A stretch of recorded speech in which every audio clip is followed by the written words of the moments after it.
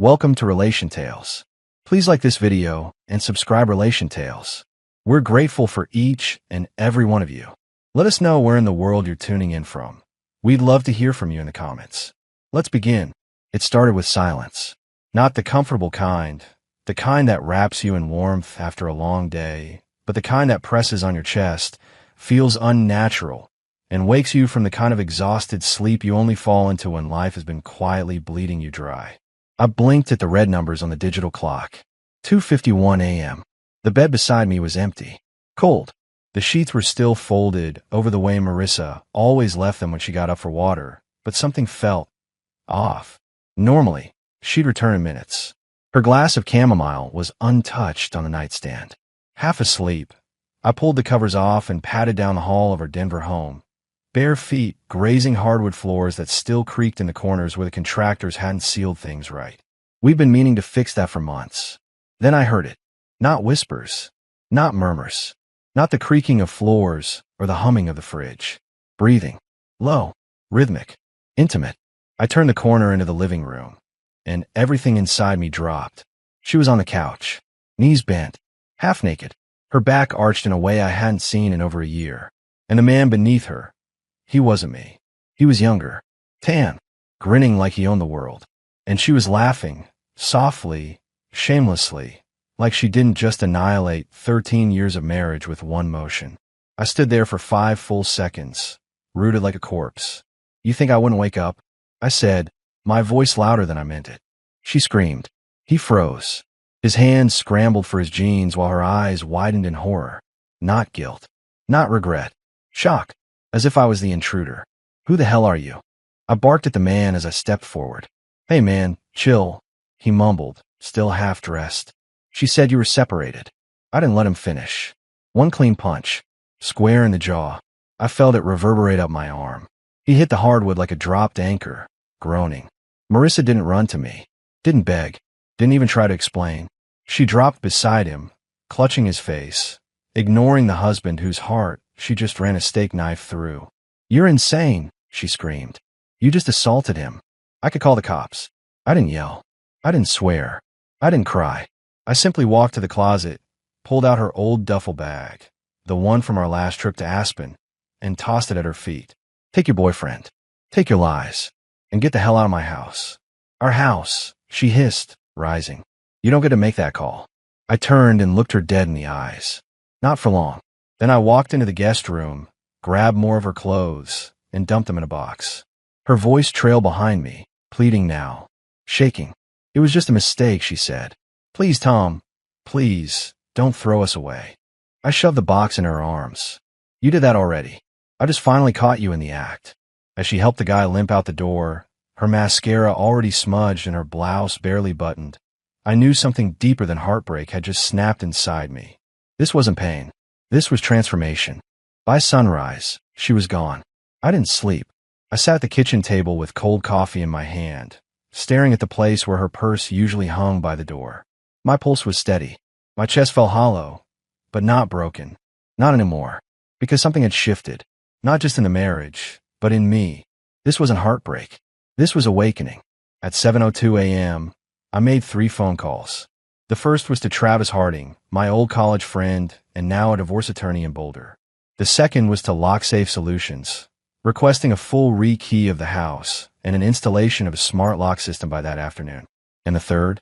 First National Bank, where I split our accounts, canceled the shared credit cards, and ensured that the next time Marissa swiped her wallet for a green smoothie, she'd be greeted with a declined transaction. By 10:30, I was sitting on the couch, the same couch where she betrayed me, resetting every password, app, and cloud sync we had ever shared. That's when I discovered she had never logged out of her joint Apple ID. Her iPad, still linked. Her texts, still syncing. Photos, still uploading. She had no idea I had access to everything. Everything. A message popped up right then. From Marissa Harper to Jason R. He bought it. I told him we were separated. He's so gullible. He'll cry for a while, but he won't actually do anything. Just give it time. Time. She thought I needed time to forgive. She didn't realize I only needed time to bury the version of me who once would have begged. So I opened a new folder on my desktop. I titled it simply, Truth. Inside, I drag and dropped screenshots of her texts with Jason. Hotel bookings she made using our joint credit card. Photos synced from her phone, including one in my shirt, in our bed, the night she claimed to be working late. Emails she sent from our shared laptop. A PDF scan of the florist invoice from a spa weekend that didn't exist. I wasn't building a divorce case. I was constructing a reckoning, the kind you don't come back from. That evening, Marissa returned. She stood on the porch in designer jeans and a cream sweater, one suitcase in hand, one fake smile plastered across her face. "Tom," she said gently, "can we talk?" I didn't open the door. I pressed the intercom. "You don't live here anymore. You can't be serious. You're being emotional." I buzzed the speaker off, then tossed a trash bag of her remaining clothes onto the steps. Her face froze. Not angry. Stunned. Because for the first time, I wasn't the man who folded. I was the man who had already decided she didn't matter anymore. The next week was silent. She stayed with her sister. She didn't call. She sent only one text. "I think we're both still processing. I still love you." I didn't respond, because while she was processing, I was executing. I printed out a curated version of the truth. One folder for her HR department at the nonprofit where she worked as a communications manager. Another for her mother, who once looked me in the eye and said, "You're the best thing that's ever happened to her." And one for Jason's wife. I wasn't trying to destroy them. I was just tired of protecting them from the mess they created. The emails were sent. No commentary. No threats. Just documents. Receipts. Undeniable proof from her own devices. Her own hands. Let them draw their own conclusions. The consequences would write themselves. On Friday, Travis called. "Divorce papers are filed," he said. "And thanks to the evidence, it'll be fast. She won't contest. Trust me." I leaned back in my chair, my eyes fixed on the sunrise spilling across the backyard. Light finally seeping into the cracks of a dark home. "Good," I said. Because the storm I was about to unleash, it wasn't over. It had just found its focus. I didn't need to yell. I didn't even need to speak. I'll let the files do it for me. 3 days after sending the evidence, I received a short, cold email from Marissa's workplace. "Thank you for bringing this to our attention. We take professional conduct very seriously. This matter is under review." And just like that, the unraveling began. Marissa had built her career on her public integrity, an advocate for brand trust and clean image. But now, her boss had screenshots of her in hotel rooms booked with nonprofit funds she repaid later. But the timestamps, they told the story. The damage was done. They didn't fire her that week, but they didn't need to. They isolated her. She stopped showing up to meetings. Her LinkedIn went dark. A week later, an automated post said she'd resigned voluntarily. Everyone knew what that meant. Her brother stopped replying to her texts. Her mom unfriended her online. Her cousin Brittany, who never liked me, DM'd me just to say, "We had no idea. I'm sorry for what she did. You didn't deserve that." I didn't reply. I didn't have to.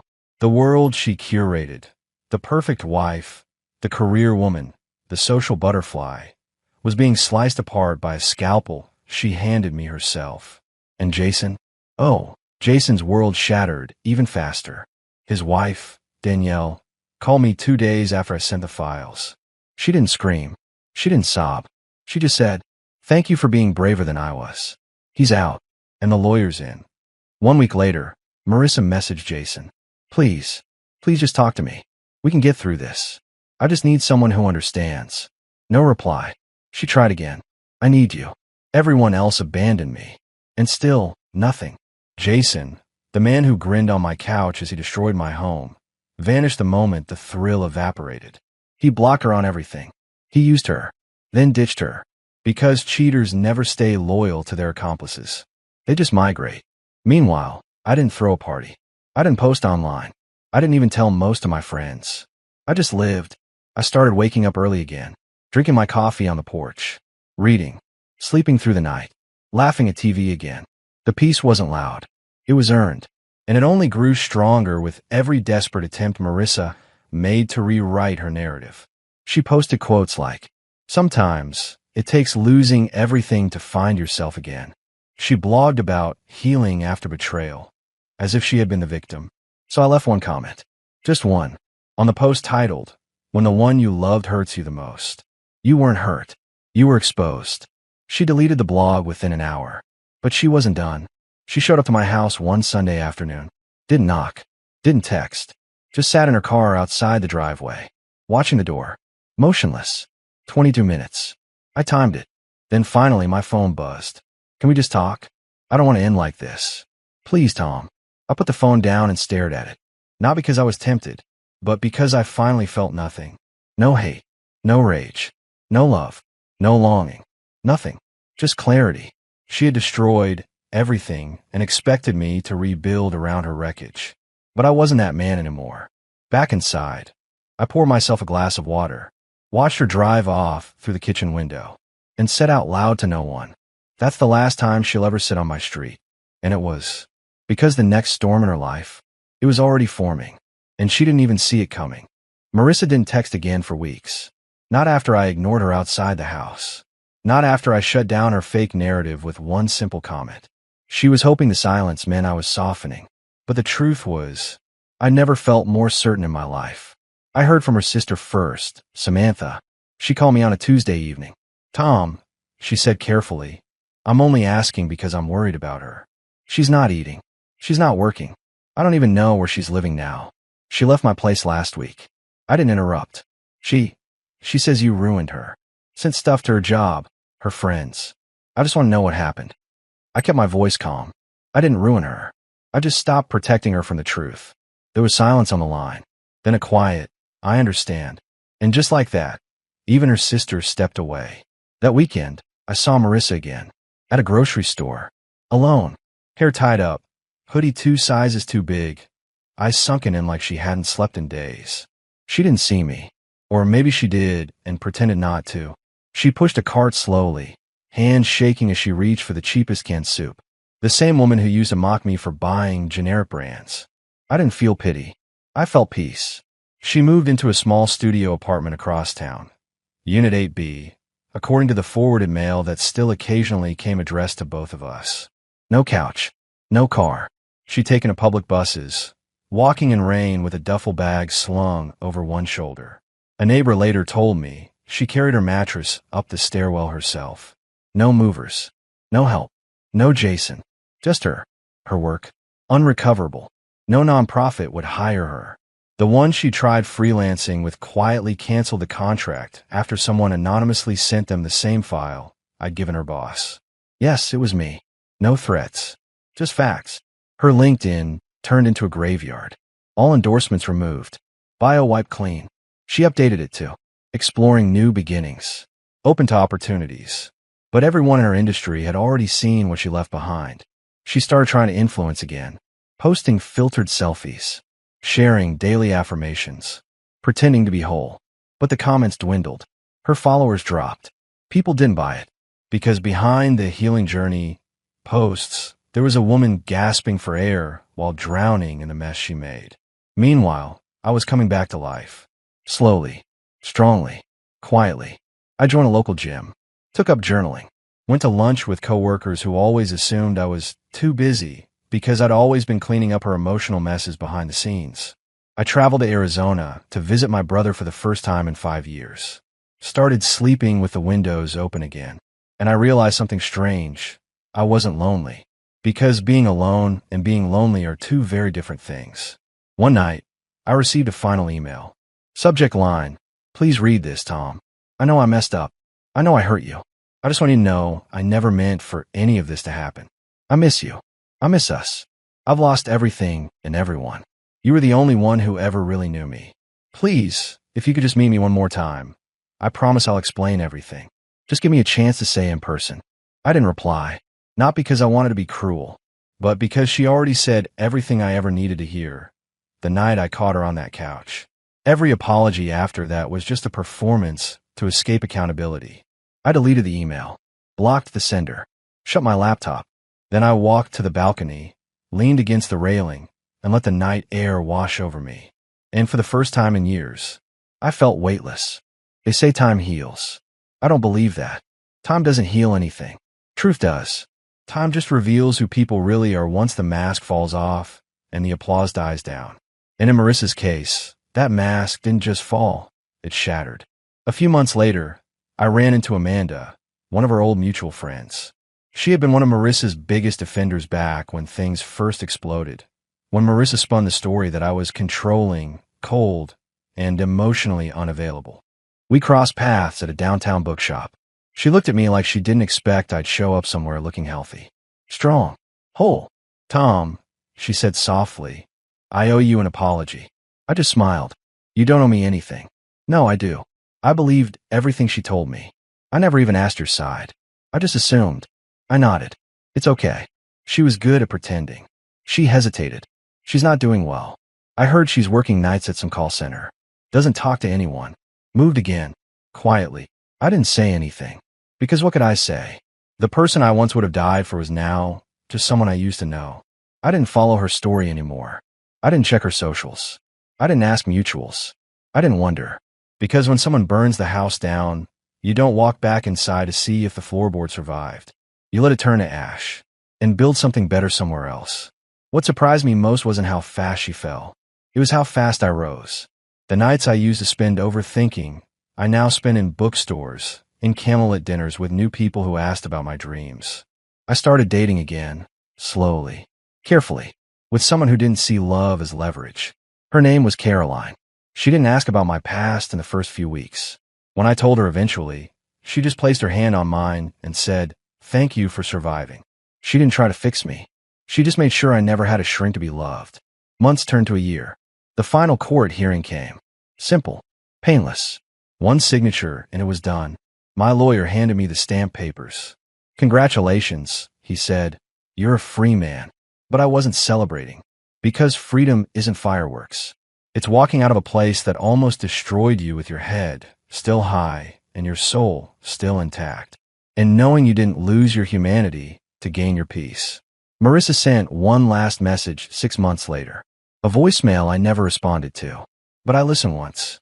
Her voice was shaky, weak, familiar in a way that didn't hurt anymore. "I just want to say I'm sorry. For everything. I was stupid. I was scared. I thought I could get away with it because I didn't think you'd ever leave me. And now I know I don't deserve forgiveness, but I hope someday someone sees the version of me you used to believe in." I didn't delete it, but I didn't reply either. Because closure doesn't come from their apology.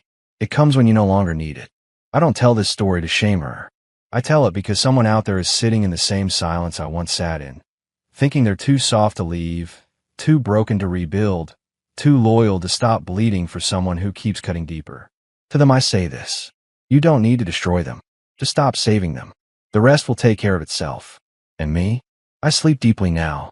I laugh louder. I trust slower. And I live every day knowing that the worst thing that ever happened to me didn't break me. It revealed me.